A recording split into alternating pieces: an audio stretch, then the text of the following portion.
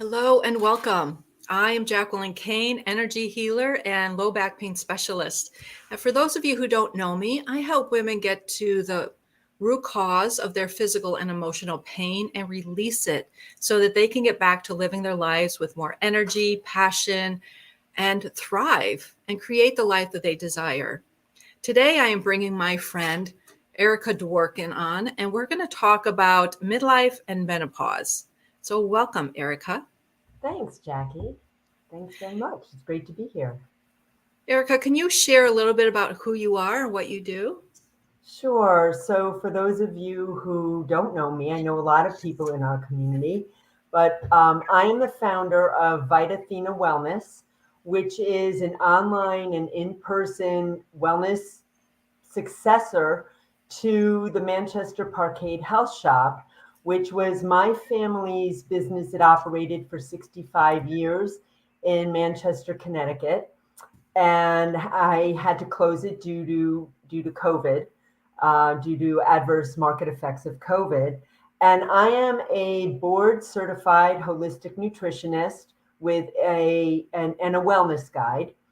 And I have empowered people. I empower people to take charge of their health for greater vitality, quality, and long quality of life and longevity. And I've done this for thousands of people over the last 13 years. And I'm also a lifelong learner and avid researcher, and I have been blessed with a pretty keen intuition. So I bring all of that to the table when I work with people. Wonderful. So, why are you so passionate about menopause? Well, I'm passionate about guiding people through midlife and menopause because I didn't have anybody to do that for me. My father, as I write in my chapter in the energy medicine solution, my father was a very gifted healer, but I was like the child without the cobbler's child without shoes. Mhm. And I had a very difficult time through menopause. I started perimenopause when I was 45, and um, and I want to be there for women who are following me so that I can make it easier for them. And menopause is I want to ease their physical and emotional trials and put them at ease about what they're going through physically. But also I'm passionate about helping them change their view of of who they are in their life in midlife. And finally, there there is it is tremendously demeaning. I wrote about this in an article that I wrote. It's tremendously demeaning to women to define menopause as a time of loss, where it's loss of there's a whole list, right? Loss of fertility, loss of hair, skin, and nail um, health, Loss of sleep. loss of sleep, loss of sex drive, loss of, and libido.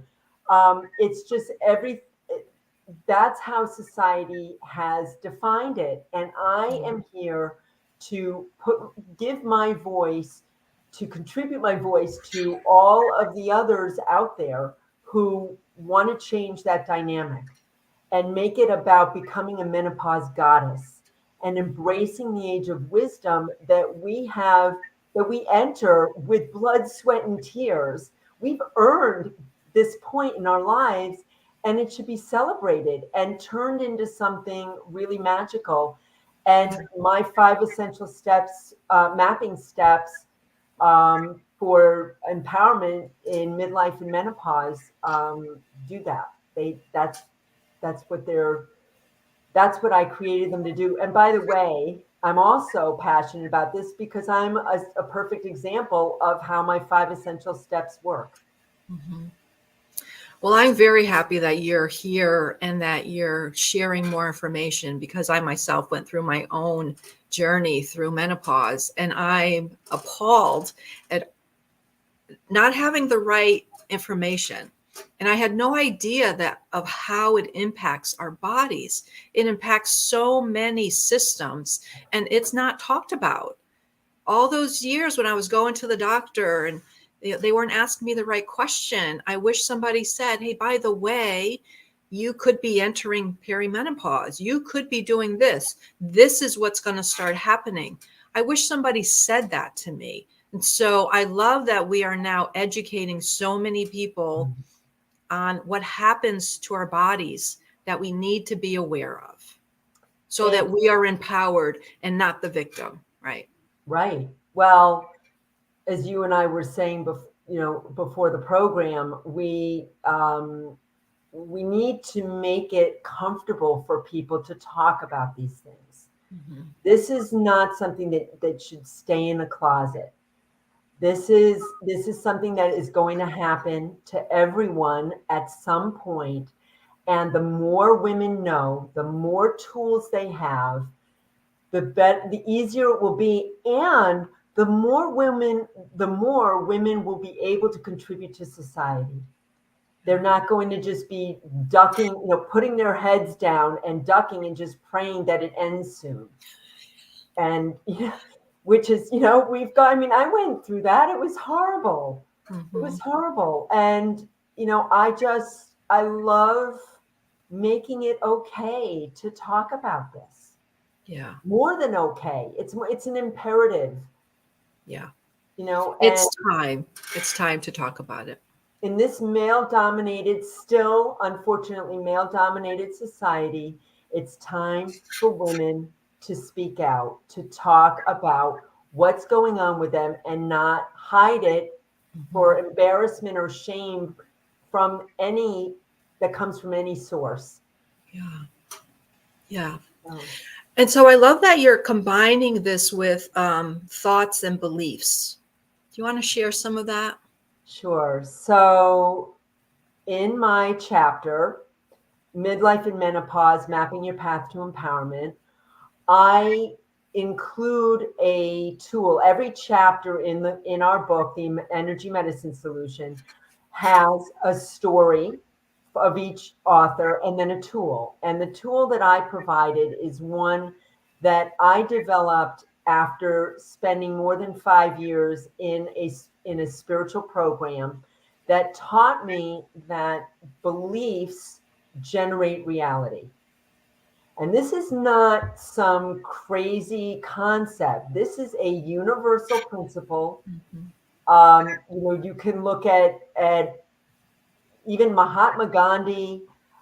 It goes, this is a tried and true Yeah. concept in across all spiritual disciplines, Yeah. that our beliefs create our reality. We are co-creators with whatever we want to call our higher power, whether it's God or spirit or source, or it just may be nature. Mhm. But we are co-creators and our beliefs generate our reality. So my tool in my chapter covers both impeding beliefs, those that others call like a limiting belief in midlife and menopause, and then offers some ideas around more supportive beliefs. And it enables the woman to go through and really check on what her beliefs are, because once once a woman has an understanding of what her beliefs are, she can begin to change them. Yeah. And most of us don't know what our beliefs are unless we really sit quietly and contemplate them. And so my tool enables women to start thinking about what beliefs are governing them. For Mhm. example, a woman might believe, well, I've always been heavy. I've always been heavy. I can't change that. And now midlife and menopause are just making it worse. Well, if that's what a woman believes, then that is what is going to happen. Yeah. And so, but if we shift and we say, I have the power to reshape my body, first we say, I love my body as it is. I love myself as I am, but I would like to have something different, be something different, look a little different. And then that's the first step. We empower ourselves through our beliefs, and then we can move forward toward whatever our goal is, whether it's weight loss or um, whether or emotional well-being, Yeah. better emotional equilibrium, and just to become the person that we want to be. Our beliefs impacts every area of our lives. We either are creating success in every area, or we're creating some kind of struggle and challenge. And sometimes our beliefs are just so buried that we're not even in touch with them. So it takes practice, and it takes the right tools and the right conversations to help uncover that. I call those from the program that I mentioned, I call those transparent beliefs. Those are the beliefs that usually that are destructive, that control our lives that we are not aware of. Mm. And they're transparent because we don't know they're there. Mm-hmm. But there are ways to uncover them. I mean, everything that I am offering women now, I have used. Yeah. I So there is definitely a way to uncover our transparent beliefs. And very often, more often than not, when we uncover our transparent beliefs, they disappear. Yeah. So true. And so many people um, don't quite understand that there's actually a way to shift it, right? They don't I even know. think about it. No. And I'm sure there's people who are listening who know people, or maybe it's you, because it used to be me, right? There used to be certain things in my life that I'm like, I can't change that. I can't change that. Of This won't course, change. right, And then when we go on our own healing journey and we're like, right, oh my God, these things changed, right, right? Then that opens us up to so much more. Like, right, what else is possible? right. And so I love that you're educating people that it is possible to change. And no matter where you are, you just have to be open to Absolutely. uncovering it, It right? is, yes, And it's not never so too late. hold on to the whatever the belief is. I know my mother had this belief that nobody would help her get out of pain. No doctor would do anything for her. Well, guess what? We had to go from one doctor to another Mm. before she got some kind of relief. And I'm sure to this day, she'll still say nobody's helped her. She's the tough Right, Italian type. right. Yeah, it's never too late to change. And all we need to do, our convictions, what we say is truth, is Mm, just a belief. yeah. And if people can get that one concept from our conversation today, that I would hope that that would be it. It's just a belief, and you can change your beliefs and change your reality. I know because I've done it over and over again. And I also know that when I have something in my reality that I don't care for, then I need to look for the belief that's behind. What is the belief that would generate this reality? Yeah. And like you said, it takes work. It gets easier over time. Yeah. It And takes but commitment more than work. It takes commitment to you wanting a different life, yeah, whether it's in your health, your wealth, your relationships, your personal power, no matter where it is, it takes you putting yourself first and committing that you deserve something better. that is the first step, to be committed to Yeah. oneself, to be committed to oneself, and Yeah. to recognize that you are worth it. You are worth it. It's your life. You get one life. Mm. What are you going to do with it? Yeah. And most of us have only skimmed the surface of what's really possible. So In I love everything, this. in my world, everything is possible. Mhm. We just need to learn the tools in order to make it possible. Yeah. And to be open. Yeah. Open, so open. Yeah. Yes, Um, yes. so we are excited to share that we have a couple events coming up. One is on March 8th.